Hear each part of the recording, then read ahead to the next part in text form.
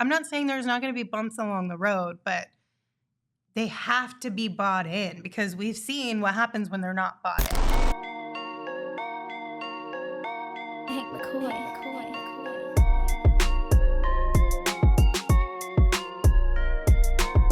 And I have a question for you guys. Mm-hmm. How much input do you take from your big three when it comes to hiring your next head coach? A lot. A lot. Like a lot?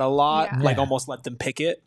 I think I go to them with a hand-selected 3 or 4 that I'm okay with in Mhm. any of them. And I say, where do you guys stand? What's your thought on each of these? And I go individually to them Yes. because I don't want a group An think. I want influence. honest. Yeah. I want an honest answer from each of them and why. And then I take all that into consideration because I'm not sure if that's what happened last year.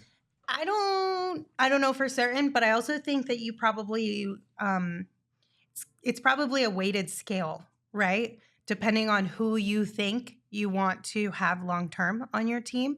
So I would say Devin probably holds the most weight in that Yes. conversation. KD next, and then Bradley Beal after that. Yeah, I agree. Even though you're locked into KD or Bradley Beal a little bit longer than KD, I still think those two guys are 1A and 1B as far as how much weight they hold in this conversation. But you have to. I mean, we've been talking about chemistry all season long, and not just chemistry amongst the players, but chemistry between the players and the coaching staff.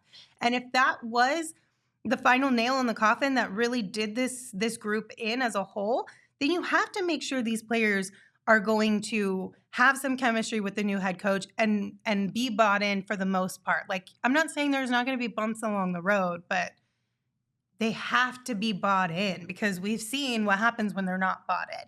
You've got reports coming out about players holding back laughter at head coaches and head coaches trying to do things that are outside of their normal character and personality to get them to buy in. Like, that's such a terrible situation to be in. Yeah. I mean, and it's not how you become successful. It just isn't. That review guy said they like Kevin Young and he was cheeks, in my opinion. Look, we didn't see him in the head coaching chair and may have very well wound up exactly like it did with Frank. So it is what it is. I can't tell you if that's the case or not, but you have to have, to your point, they're buying. Doesn't matter, as long as you feel comfortable with any of the options that you bring to them, you have to take it into consideration. Because if you make a hire that they've had absolutely no say in, you're screwed. You've started already to cause issues that were unnecessary. So yes, in today's NBA, players are involved in these decisions. Whether you want to believe it or not, whether you like it or not, they are. So you got to make sure you go to them and make it work.